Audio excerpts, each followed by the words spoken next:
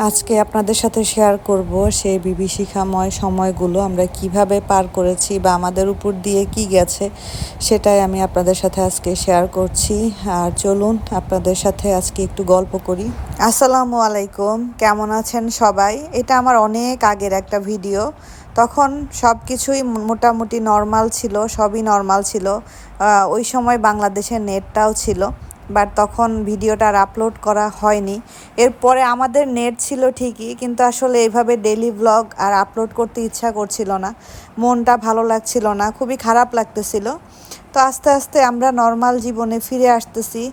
আসলে সময়ের সাথে সাথে সব কিছুই ঠিক হয়, কিন্তু যে ক্ষতটা থেকে যায় সেই ক্ষতটা যাদের জীবনে হয় তাদের ভুলতে সারা জীবন পার করে দিতে হয়।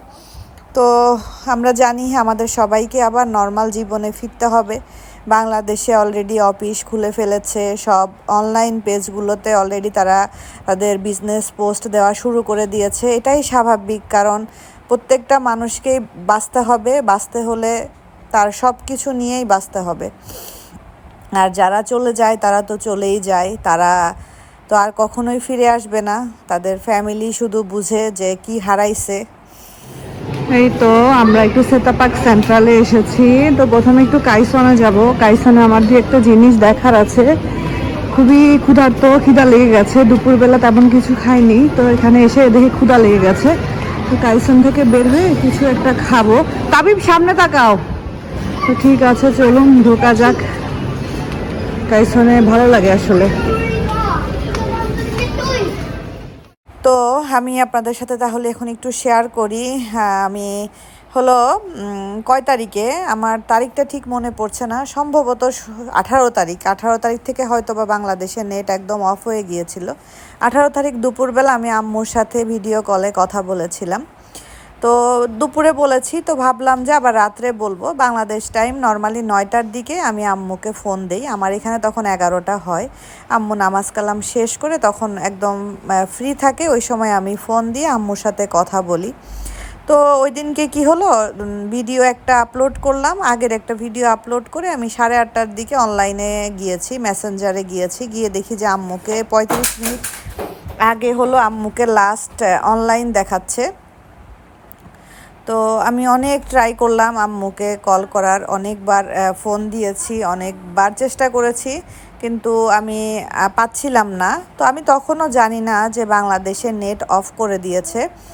তো আমি ভাবলাম যে আচ্ছা ঠিক আছে, হয়তো বা আমাদের বাসায় নেট নাই বা আমাদের বাসার নেটে কোনো সমস্যা হয়েছে। ভাবিকেও দিচ্ছিলাম, পাচ্ছিলাম না, ভাইয়াকেও পাচ্ছিলাম না। তখন ভাবলাম যে আমাদের বাসায় কোনো সমস্যা হয়েছে মনে হয়। তো ঠিক আছে, আমি ওই দিনটা অপেক্ষা করলাম। অনলাইনে মেসেঞ্জারে বাংলাদেশের আমার পরিচিত যারা আছে কাউকেই দেখাচ্ছিল না। তো তখন আমি বুঝতে পারিনি। যাই হোক, পরের দিন সকালে যখন ঘুম থেকে উঠে মোবাইলটা হাতে নিয়েছি, তখন আমি 2-একটা পোস্ট দেখেছি যে এরকম হলো হয়েছে, যে ওদিনকে আমার হাত পুড়ে গিয়েছিল, হাতের একটা আঙ্গুল আমার পুড়ে গিয়েছিল। তখন আমি জানতে পারি যে এই অবস্থা, নেট টেট সব অফ হয়ে গেছে। কি ঘটে গেছে তা তো আর আমরা কেউই জানি না, কেউ দেখি নাই। তো ওইটা মানে কি বলবো, একটা বিভীষিকাময় সময় ছিল আর কি আমাদের সবার জন্য। ওইটা আসলে বলতে গেলে অনেক কিছুই বলতে হয়, এত কিছু বলাও সম্ভব না। তো এইখানে তো আমরা ঘুরছিলাম, আমি একটু ফুল কিনতে এসেছিলাম, নর্মালি একটু ফুল কিনতে চাচ্ছিলাম, সেটাই দেখছিলাম আর কি ঘুরে ঘুরে। তো যাই হোক, তারপরের দিন ভাবলাম নেটে পাচ্ছিলাম না। পরে আমি মোবাইলে কল দিচ্ছিলাম আম্মুকে, মোবাইল দিয়ে ফোন ঢুকতেছিল না। যদিও বা অনেক কষ্ট করে 10-15 বার ট্রাই করার পরে মোবাইলের নাম্বারে যদিও বা ফোনটা ঢুকে, তারপরেও দেখা যায় ক্রস কানেকশন। এরকম যে কতবার ক্রস কানেকশন হয়েছে, কত আননোন পার্সন আমার ফোন রিসিভ করেছে, কেউ ইংলিশে কথা বলছিল, সবগুলোই ক্রস কানেকশন হচ্ছিল। তো সেই সময়গুলো আসলে কেমন গিয়েছে সেটা আমরা সবাই জানি। প্রত্যেকটা প্রবাসীদের পোস্ট তখন দেখছিলাম, কারণ আমাদের সব জায়গাতেই তো নেট ছিল, শুধু বাংলাদেশেই নেটটা অফ ছিল। তো প্রতিটা প্রবাসীর মানে স্ট্যাটাস দেখছিলাম, সবাই শুধু একটাই কথা লিখছিল, প্রিয়জনদের সাথে কথা বলতে পারছি না, দেশে কি হয়ে যাচ্ছে জানতে পারছি না, আমার কাছের মানুষগুলা কেমন আছে সেটা জানতে পারছি না। তো আমার এত এত খারাপ লাগছিল, কারণ আসলে আমরা যারা প্রবাসে থাকি তারা দিন শেষে যখন আমাদের দেশের আত্মীয় স্বজনের সাথে কথা বলি, তো আমাদের সেই ক্লান্তিটা, সেই মন খারাপটা আর থাকে না। আর আমি এমন একটা মানুষ, আমি সবাইকে ফোন দিতে খুব পছন্দ করি। আমি ফোন দিয়ে তাদের খোঁজ খবর নিতে, কথা বলতে খুব পছন্দ করি, যারা আমার কাছের মানুষ আছেন তাদেরকে। তো ওইখানে একটু খাওয়া দাওয়া শেষ করে আমি আবার একটু ইকো শপে এসেছিলাম, কারণ আমার একটু শপিং না, গিফট ব্যাগ কেনার দরকার ছিল। তো সেটা আমি কিনতে এসেছিলাম। এখানে কিন্তু আমি নর্মাল ভয়েস দিয়েছিলাম, বাট ওই ভয়েসটা আমি এখন মিউট করে আমি আমার মনের কথাগুলো আপনাদের সাথে একটু শেয়ার করার বা বলার চেষ্টা করতেছি। আমি জানি না আপনারা কে কোথা থেকে আমার ভিডিওটা দেখতে পাবেন। বাংলাদেশের আদৌ কেউ আমার ভিডিওটা এখনও দেখতে পাচ্ছেন কি না আমি বলতে পারবো না, কারণ দেশের নেট আসলেও নেটের মানে খুবই স্লো নেট। তো যেটা বলছিলাম আর কি, সবার মধ্যে ওই হাহাকারটা কাজ করছিল। তো এর মধ্যে কি হয়েছে, এর মধ্যে তো আমি কথা বলতে পারছি না। আমার শাশুড়িকে ফোন দিচ্ছি, ঢাকাতে আমার যারা আত্মীয় স্বজন আছে বিশেষ করে ঢাকায়, তাদের জন্য খুব বেশি টেনশন হচ্ছিল। যেমন আমার ভাতিজি আছে স্বর্ণা, তারপরে মিম ছিল, ওদেরকে আমি নাম্বারে ফোন দিচ্ছিলাম, কেউই ফোন ধরছে না, তাদের সাথে আমি হ্যালোটুকু শুনতে পাচ্ছি না। তো অনেক কষ্ট করে আমার ভাতিজির ফোনটা লাগলো, মানে স্বর্ণার ফোনটা। তো বললো ওই পাশ থেকে যে হ্যাঁ ফুপ্পি আমরা ভালো আছি, আমরা ভালো আছি। তো আলহামদুলিল্লাহ, আসলে সবাই যার যার জায়গা থেকে আমরা কষ্ট পেয়েছি, আর যারা সাফার করেছেন সেসব বিষয়ে আসলে বলতে গেলে কান্না ছাড়া আর কিছুই নেই। তো গতকালকে তো আমরা একটু বাহিরে গিয়েছিলাম, টুকটাক কিছু ঘরের জিনিস কিনেছি, দু একটা একটু ঘর সাজানোর জিনিসের দরকার ছিল।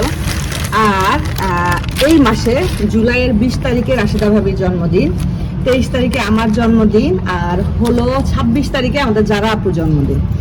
আর রাশিদা ভাবির জন্মদিনের জন্য গিফট ইনশাআল্লাহ বাংলাদেশ থেকে আসতেছে, ইনশাআল্লাহ আল্লাহ যদি সবকিছু ঠিকঠাক রাখে, সবাই যদি সুস্থভাবে আসতে পারে। আর আমার জন্মদিনের গিফট আপনাদের ভাইয়া আমাকে দিবে। আর হইলো যে ক্যামেরা ধরে আছে, আর এগুলা হলো যারা আপুর জন্য কিনছি, যারা আপুর বার্থডে গিফট। অ্যানিভার্সারির সময় যারা আপুকে আমি ঘরের জিনিস দিয়েছিলাম, ঘরের তরকারি জিনিস, এবার মনে হলো আপুর জন্য কিছু দেই। তো এই ব্যাগটা কিনেছি, আমার কাছে এত ভালো লেগেছে, মানে ছোটখাটো একটা ব্যাগ বাট অনেক কিছু নেওয়া যাবে। এই যে এখানে একটা কম্পার্টমেন্ট আছে, আর ব্যাগের ডিজাইনটা আমার কাছে সত্যি কথা বলতে খুব ভালো লেগেছে, আর খুবই সুন্দর, কোয়ালিটিও খুবই ভালো। এখানে একটা আছে, বেল্ট আছে, স্লাইং হিসাবে নেওয়া যাবে। আর এই যে এখানে একটু টাকা পয়সা রাখা যাবে, টাকা পয়সা রাখার জন্য ছোট একটা আছে। এই যে এই যে, তো এটা হলো যারা আপুর জন্য একটা ব্যাগ। ঠিক আছে, ব্যাগটাকে যেখানে ছিল সেখানে ইয়ে করে তুলি।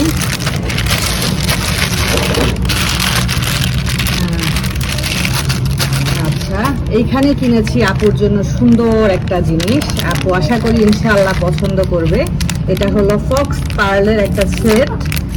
এইটাতে আছে হলো একটা গলার লং চেন, যারা হিজাব করেন তাদের জন্য একদম পারফেক্ট। এই যে দেখেন, আমি নিচে রাখি তাহলে আপনারা সুন্দরভাবে দেখতে পারবেন।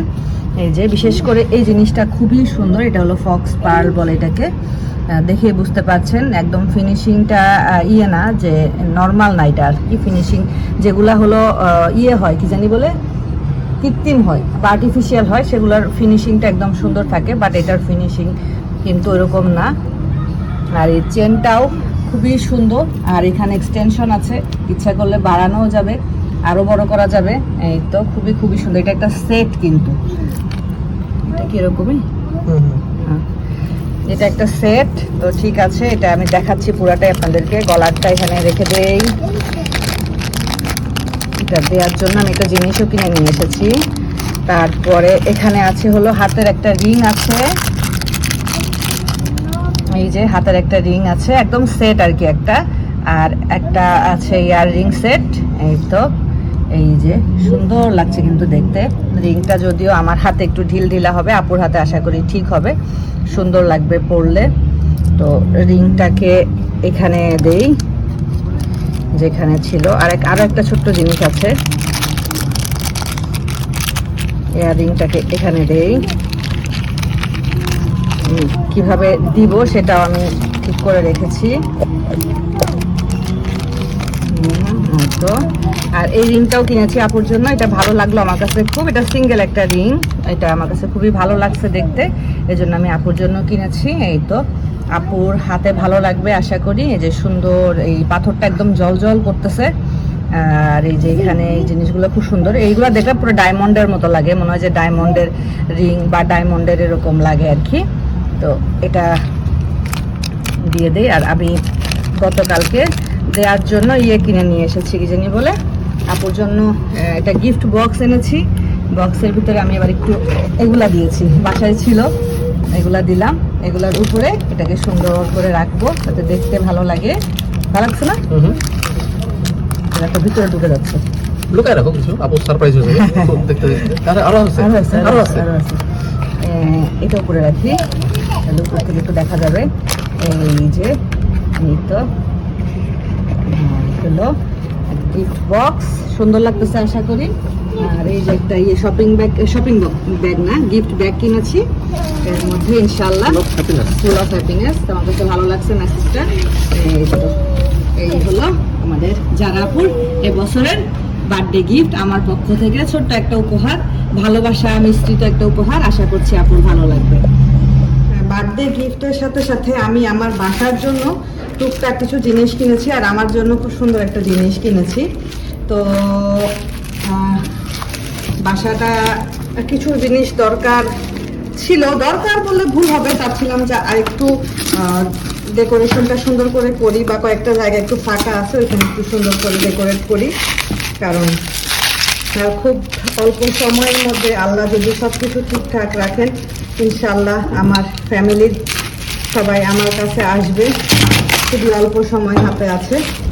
তো এগুলা কাইসন থেকে এনেছিলাম, এই যে ফুল এনেছিলাম, এই ফুলটা আপনাদের ভাইয়াই পছন্দ করেছে কাবিব। তো এইটাতে রাখার জন্য দেখা যাক কেমন হয়, এটাতে রাখলে। কাইসন তো ফুলের জন্য বিখ্যাত, কাইসনের ফুলগুলো খুবই সুন্দর। আর একটা ওই যে ফুলের ঘ্রাণ নিচ্ছে, দেখো ফুলের ঘ্রাণ নিচ্ছে, ফুলের ঘ্রাণ আছে নাকি? সেই ঘ্রাণ দেখি কত ডলার? ঠিক আছে না? কত ডলার? এই ছিল না তো। বাবা এই ডলার কেন? এই যে সুন্দর একদম, এটার মধ্যে একদম ভর্তি হয়ে গেছে। এই জায়গার ডেকোরেশনটা একটু চেঞ্জ করবো। এই গাছটা, এই ফুলের ইয়েটা মানে অর্কিডটা অনেক দিন ধরে আছে, এটা আমাকে কাপড় গিফট করেছিল, এটা অনেক দিন ধরে আছে, তো এখানে একটু চেঞ্জ করব। ঠিক আছে, এটা এক সাইডে রাখি। তারপরে আমার কাবিরের জন্য একটা টাওয়াল কেনা হয়েছে, এটা আমার টাওয়াল। নাও তাবিব, তোমার টাওয়ালটা ওয়াশ করতে হবে। আর এই যে জিনিসটা, এটা হলো অয়েল রেসিস্টেন্স স্প্ল্যাশ, মানে আমি এটা কিনেছিলাম, আপনারা দেখেছেন যে কোনো কিছু ভাজার সময় এটা দিয়ে ঢেকে রাখলে আর চারদিকে ছড়াই যাবে না। এটা মানে লিমা আমাকে জিজ্ঞেস করতেছিল, আপু তো তুমি কোথা থেকে কিনছো, খাতো বোন। আমি বলছিলাম ঠিক আছে সমস্যা নেই, আম্মুরা আসলে বা ভাইয়াদের দিয়ে আমি তোর জন্য একটা পাঠিয়ে দিব, তো এটা ওর জন্য কিনছি, ইনশাল্লাহ ওকে পাঠিয়ে দিব। আর এখানে আছে 6টা স্ট্র, আর আছে স্ট্রগুলা পরিষ্কার করার একটা ব্রাশ, রিউজেবল স্ট্র আর কি। তো এটা থাক। আর এটা কিনেছি, এটা একটু পরে আমি এটাকে সেট করব, তখন আপনাদেরকে ঠিকঠাক মতো ইনশাআল্লাহ দেখাবো। বাবা ওই তো so many discos. Disco lights তাই ডিসকো চেনে।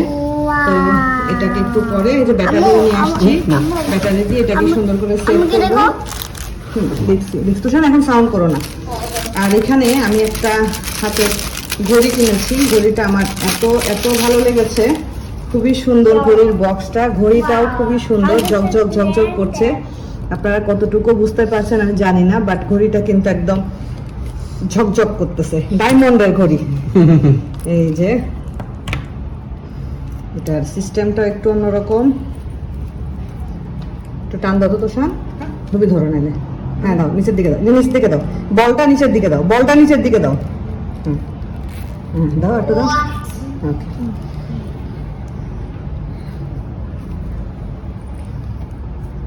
এই যে এরকম আর কি ঝকঝক করবে হাতে পরলে।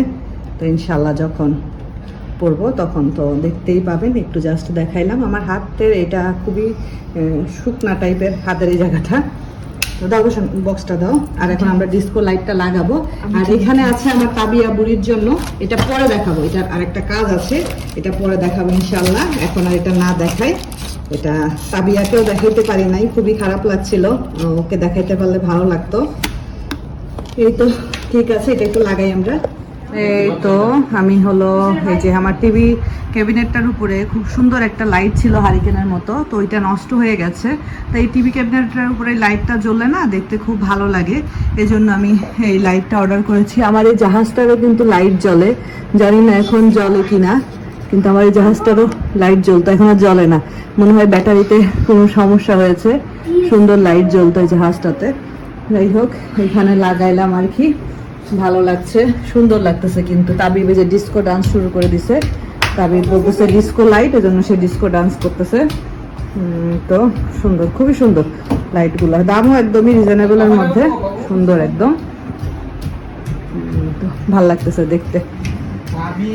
তাবিব আমার বেডরুমে তো কোনো সিলিং লাইট নাই, আছে হলো ওই যে এটা কি জানি বলে, এই যে এটা আছে ল্যাম্প, টেবিল ল্যাম্প আর কি।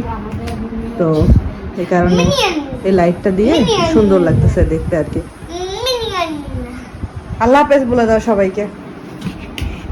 আল্লাহ হাফেজ, সবাই ভালো থাকেন, সুস্থ থাকেন, আমাদের জন্য দোয়া করবেন।